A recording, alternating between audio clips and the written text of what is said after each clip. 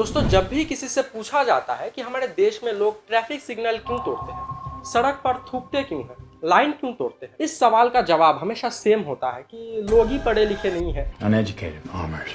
ये जवाब इतना कॉमन हो गया है कि हम लोग इसे एकदम सच मान लिया। लेकिन जरा आईआईटी दिल्ली के गेट के बाहर खड़े हो जाइए, वहां से निकलने वाले स्टूडेंट भी बाइक पर हेलमेट नहीं पहनते हैं। गुड़गांव के उन टावर के बाहर खड़े हो जाइए जहां पे करोड़पति लोग रहते हैं, उनकी गाड़ियां भी सिग्नल जंप करती है। लंदन और न्यूयॉर्क से एमबीए करके आए प्रोफेशनल्स भी मुंबई लोकल में उतरते ही चिप्स का पैकेट सड़क पर फेंक देते हैं। दोस्तों, अगर प्रॉब्लम सिर्फ एजुकेशन की होती तो ये लोग ऐसा नहीं करते।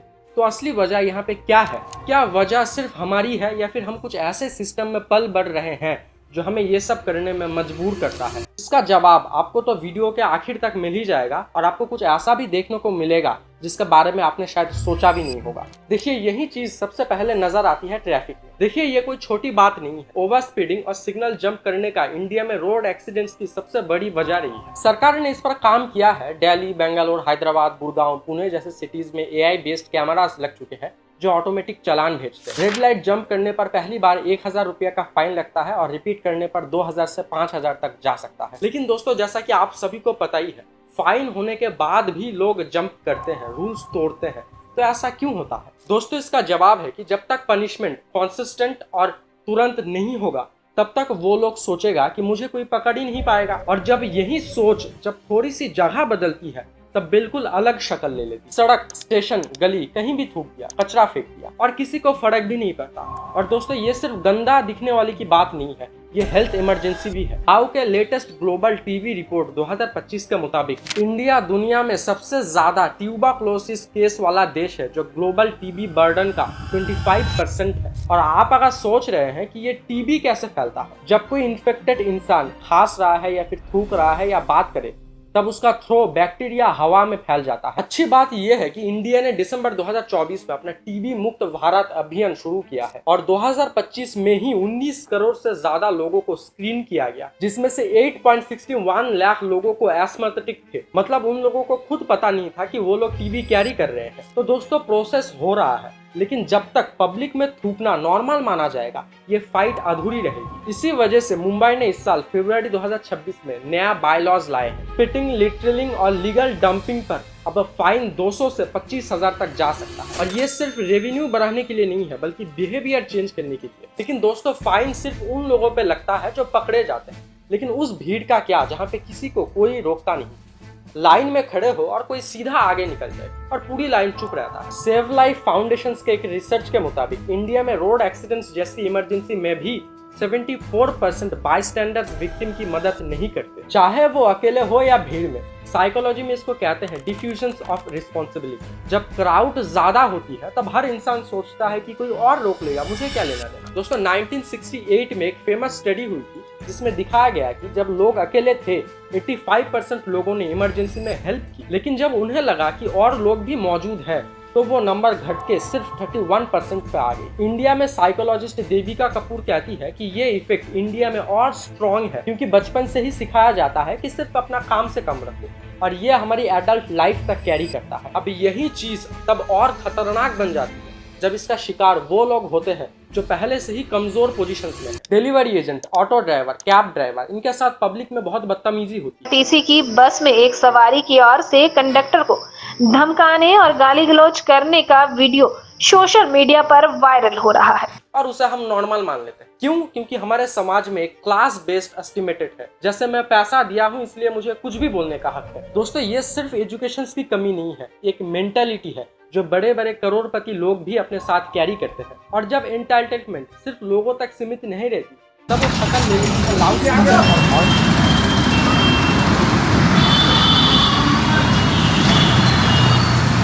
रेसिडेंशियल एरिया में 55 डेसिबल और रात में 45 डेसिबल से ज्यादा नॉइज अलाउ नहीं है। वायलेंट करने पर फाइन 10,000 पर दिन से शुरू होके 50,000 पर दिन तक, और रिपीट करने पर क्रिमिनल प्रोसिक्यूशंस भी हो सकता है। लेकिन दोस्तों, ये लॉ कागज पर तो बहुत स्ट्रॉन्ग है, लेकिन ग्राउंड पर रियलिटी क्या है ये हम सबको पता है। पुलिस के पास डेसिबल मीटर तक नहीं होते और नॉइज से रिलेटेड कॉम्प्लेंट्स तो आसानी से रिजेक्ट हो जाते हैं। और फेस्टिवल के नाम पर एग्जम्पशंस इतनी लूज है कि मिसयूज आम बात हो जाती है। यहाँ सबसे ज्यादा वजह है सिस्टम फेलियर। ना कि सिर्फ लोगों की गलती। और जब हम यही सिस्टम फेलियर को थोड़ा जूम आउट करके देखते हैं तो ये एक बहुत ही बड़ा पैटर्न बन जाता है। ये सब जो अभी हमने देखा, ट्रैफिकिंग, थूकना, नॉइज, बदतमीजी, जब एक जगह पहले से ही गंदा है, कचरा पहले से ही पड़ा हुआ है, लोग सोचते हैं यहाँ तो पहले से ही गंदा है, मैं अगर इसमें थोड़ा कचरा फेंक दूंगा तो क्या ही फर्क पड़ेगा। और दोस्तों ये साइकिल बचपन से शुरू होती है। बच्चे अपने पेरेंट्स को सिग्नल जंप करते हुए देखते हैं, थूकते देखते हैं और उन्हें लगता है कि ये नॉर्मल है। और दूसरी वजह है system design failure. IIT Delhi के TRIPP स्टडी के मुताबिक, जो यूनिवर्सिटी कॉलेज लंदन के साथ मिलाकर किया गया, उसमें पाया गया कि दिल्ली की 44% रोड में फुटपाथ ही नहीं है। जब फुटपाथ ही नहीं होगा, लोग रोड पर ही चलेंगे।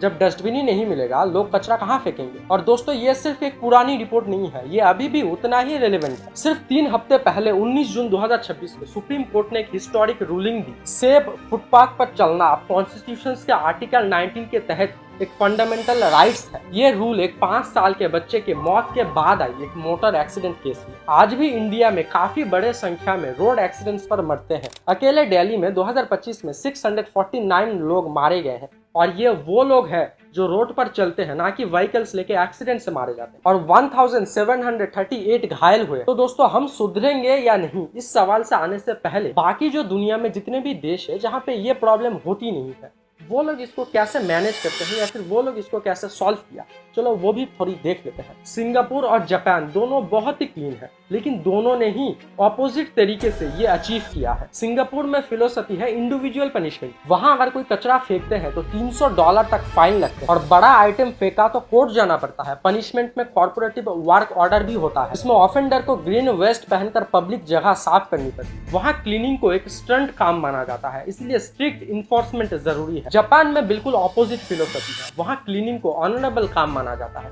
कम्युनिटी खुद रिस्पॉन्सिबिलिटी लेती है और फाइन की जरूरत भी नहीं पड़ती, क्योंकि सोशल मॉनिटरिंग इतना स्ट्रांग है कि लोग खुद डिसिप्लिन रहते हैं। ये कंपैरिजन एक जरूरी बात सिखाता है कि सिर्फ स्ट्रिक्ट कानून बनाने से कोई सॉल्यूशंस नहीं आता। कल्चर और माइंडसेट बदलना भी उतना ही जरूरी है जितना इन्फोर्समेंट। और यही बात हमारे कॉन्टेक्स्ट में सबसे ज्यादा मायने रखती है। दोस्तों हमने सभी कभी ना कभी ये सब गलतियां की हैं। सिग्नल जंप करना, रोड पे थूकना, कचरा फेंक देना। अगली बार जब आप ये करें तो एक बार 1 सेकंड के लिए जरूर सोचिए, क्योंकि ये नॉर्मलाइजेशन अगली जनरेशन तक कैरी होती है। लेकिन सिर्फ लोगों को बदलने के लिए कहना काफी नहीं है। जब तक इंफ्रास्ट्रक्चर ठीक नहीं होता, जब तक डस्टबिन नहीं होगा, फुटपाथ नहीं होगा, इन्फोर्समेंट स्ट्रांग नहीं होगा, तब तक सिविक सेंस रखो बोलना सिर्फ एक स्लोगन ही रह जाएगा। दोस्तों ये सरकार की जिम्मेदारी है कि वो इंफ्रास्ट्रक्चर और पनिशमेंट दोनों को ही ठीक करे।